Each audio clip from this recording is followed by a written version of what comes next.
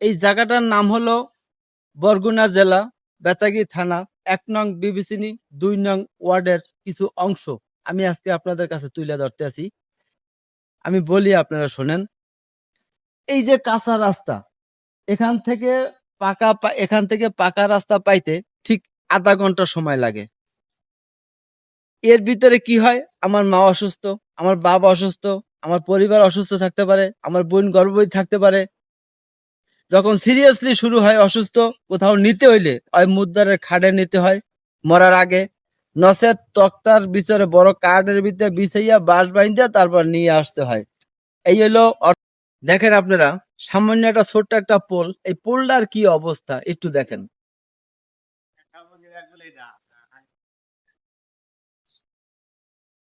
এই হইলো এই পোলের পরে কোনো মানুষজন অসুস্থতা ঠিক মতো হাঁটতেও পারবে না। এবার এখানকার স্থানীয় ২ জন লোক আছে, আমি একটু জিজ্ঞেস।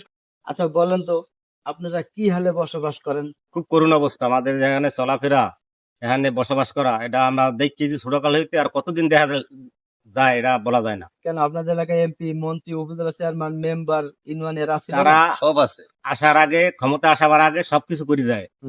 ঠিক আছে, কালবাট করে দেয়, ব্রিজ করে দেয়, রাস্তা করে দেয়, সবকিছু করে দেয়।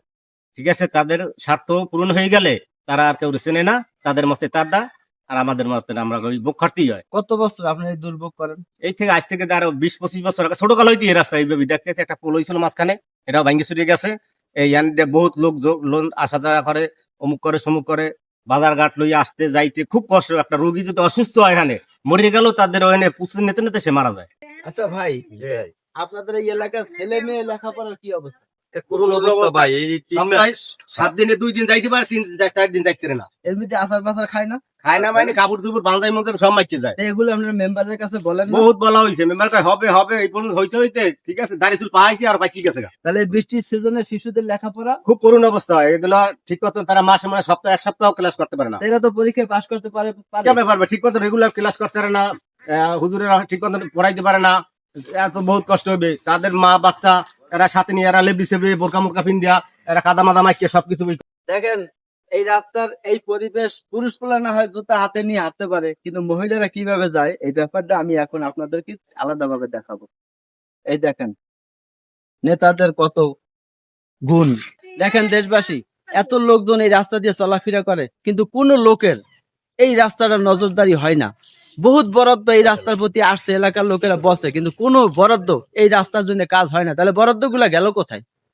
এতক্ষণ আপনারা দেখাইছি বেশ ভালো।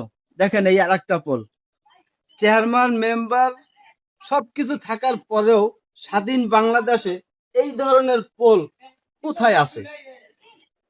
কিন্তু আদৌ পর্যন্ত আমার নলেজে আসে না। আজকে দেখে আমি অবাক হয়ে গেলাম। এখান থেকে একটা অসুস্থ রোগী, তাদের গর্ভবতী হোক আর মুরব্বী হোক আর সুস্থতা হোক, 1 কিলোমিটার লাগে নেতে। নৌকা তো নাই, ওই চালিতে নিতে হয়, নয়তো কাঠের বার পাশে কান্দে করে নিতে হয়। এই দুর্ভোগ এই এলাকার জনগণের। এত কিছু দেশে থাকার পরেও এইগুলা কি নামি দামি মানুষের চোখে বাজে না একটু? দেখেন তো, এই যে কি কোনো মা বোন যে হাঁটতে পারে? এই কি মা বোনে হাঁটা সম্ভব? এই এলাকার ভিতরে 3 থেকে 350 380 ভোটার একজন মেম্বার, এখান থেকেই একজন এই বডি একজন মেম্বার হয়, বারবার হইয়া আইছে, তারপরেও তাদের প্রতি কোনো নজর নাই, কোনো দৃষ্টি নাই, কোনো সহানুভূতি নাই। এটাই হলো আফসোস। দেখেন আমি এই যে হাঁটতে আছি, এই যে দেখেন, এই যে কোন মা বোন হাঁটতে পারে? ছেলে সন্তানের স্কুল তো শেষ, লেখাপড়া 3 মাসের জন্য এখানেই বন্ধ। এলাকার শোকের দুঃখ প্রকাশ জানাইছে এলাকার লোকেরা। আমি আর কি বলবো ভাই, ওই সামনে একজন আছে, আমি তার কাছে 2টা কথা জিজ্ঞেস করি। আসসালামু আলাইকুম। ওয়ালাইকুম আসসালাম ভাই আপনি তো এখানে থাকেন? না, আমাদের এটা এলাকা না, আমাদের এলাকা হইলে দূরতে, সেটাই আমার শ্বশুর বাড়ি। তাহলে বিগত প্রায় 22 বছর ধরে আপনাদের এলাকায় আসা যাওয়া করি। 22 বছর আসা যাওয়া করেন? হ্যাঁ, এই একই ভাবে দেখতেছি ভাই, কাঁচা দিয়ে ঢুকতেছি, কিছু করার নাই।